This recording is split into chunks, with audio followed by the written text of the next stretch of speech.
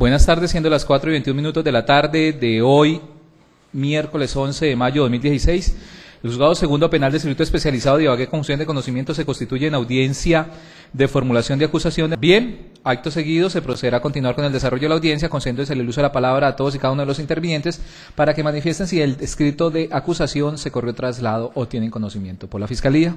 Gracias, señoría. El pliego de cargos fue confeccionado por la señora fiscal tercera especializada destacada ante el Grupo Gaula de esta ciudad. Fue presentado en el Centro de Servicios Penales del Sistema Acusatorio el día 4 de abril de 2016. Asumimos, señoría, que con el original que tenía como destino su despacho fueron enviadas sendas copias con destino a los señores defensores. Entendemos entonces que dicha obligación se cumplió por parte de la señora fiscal que confeccionó el escrito de acusación. Muchas gracias.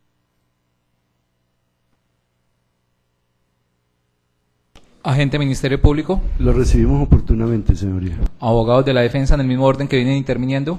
Lo recibió oportunamente, su señoría, y lo conozco. Siguiente. Su señoría, lo acabo de recibir.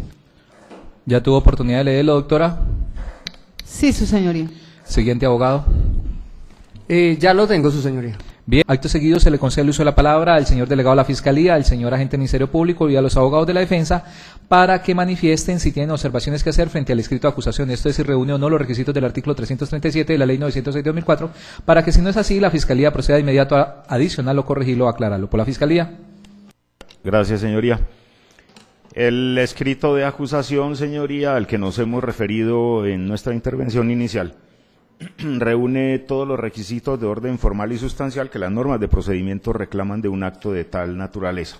En consecuencia, formularemos la acusación en idénticos términos a los que están consignados en ese pliego de cargos y solamente, señoría, lo adicionaremos en relación con el aparte o acápite número 6, referido a los elementos materiales probatorios, evidencia física e información legalmente obtenida, adicionando unos pocos elementos materiales probatorios que fueron allegados con posterioridad a la presentación del escrito de acusación. Muchas gracias. Agente Ministerio Público. Al observarse que reúne los requisitos del artículo 337, no hay observaciones frente al escrito, señoría. Abogados de la defensa.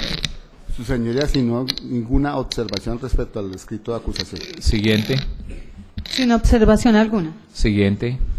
Su señoría, suscrito defensor encuentra que el escrito de acusación no cumple a cabalidad lo expuesto en el artículo 337 y con su venia les pondría cuáles son esas situaciones que la defensa requiere le sean aclaradas frente al escrito. ¿Qué observaciones tiene, doctor?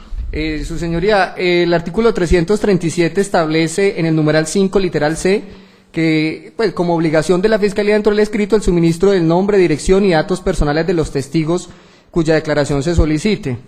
Resulta que revisado el escrito hay una serie de situaciones como por ejemplo en ese acápite 7 de las pruebas dice, por ejemplo, frente a José Ramiro Pérez, que puede ser ubicado en la vereda La Laja, kilómetro 36-5, pero no se indica ni el municipio ni cuál es el teléfono.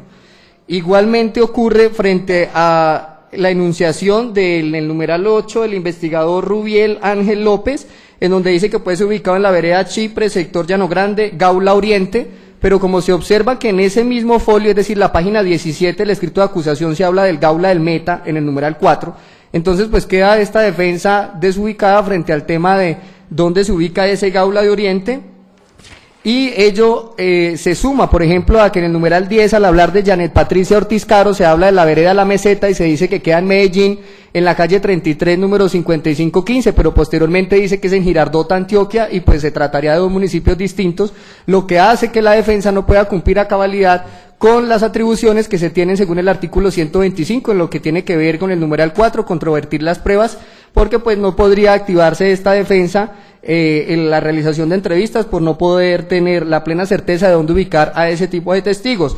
Lo mismo ocurre frente a la enunciación de los Gaula, porque se habla de Gaula Medellín, de Gaula Chocó, de Gaula DIACE, que se entiende es la Dirección Antisecuestro y Extorsión de Bogotá, pero pues frente al tema de la ubicación puntual de en cuál sede de la Policía Nacional es que funcionan ese tipo de especialidades, de ese tipo de grupo Gaula, pues es prácticamente imposible que de aquí a la audiencia preparatoria se pueda realizar esa actividad defensiva. Lo mismo ocurre cuando al numeral 17 se habla del investigador Rolando Javier Perdomo, en donde se dice Gaula Policía, pero ¿de dónde?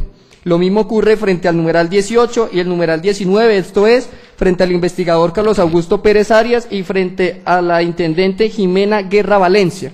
Y así sucesivamente en lo que son numerales 20, 21 y 22, tampoco se relaciona a ello. Si se mira el testigo número 23, esto es el patrullero Harold Augusto Pérez Tobar, pues frente a ese sí ni siquiera se dice si pertenece al Gaula, si pertenece a la SIJIN, a la Policía de Vigilancia, es decir, que sería imposible para esta defensa poder practicar esa entrevista a los testigos para poder controvertir las pruebas dentro de la investigación que me asiste como defensor, y pues como ello precisamente es una obligación de la Fiscalía suministrar, lo dice el literal C, no solo el nombre, sino la dirección y datos personales de los testigos, pues esta defensa solicita muy respetuosamente que a través de esta intervención pues se exhorte al honorable señor fiscal a suministrar ese tipo de datos.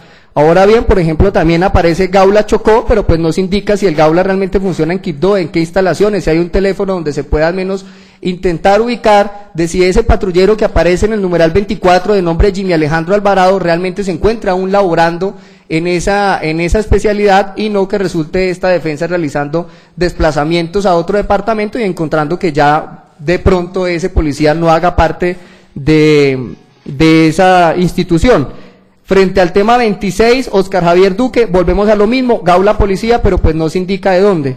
Entonces, así las cosas, teniendo en cuenta que, como ya lo he repetido, la defensa tiene esa facultad de poder adelantar su propia investigación, pues no podría hacerse si no se cuenta realmente con esos datos puntuales de ubicación de las personas que la Fiscalía está relacionando como testigos, su señoría. Y existe otra observación adicional, y es que en la página 16 del escrito de acusación se dice textualmente, informe de campo adiado 040116 relacionado con la búsqueda de nuevas noticias en contra de Andrés Felipe, pero no se indican apellidos, y pues aunque sé que obviamente defiende un Andrés Felipe de apellido Anzola Mendoza, seguidamente a ese informe se relaciona que existe un informe ejecutivo de una captura de Andrés Felipe Gaitán Barón. Por tanto, esta defensa pues desea saber si efectivamente ese informe de campo del 4 de enero del 2016, donde se habla de Andrés Felipe, si se trata de Andrés Felipe Anzola, mi defendido, o si se trata del otro Andrés Felipe,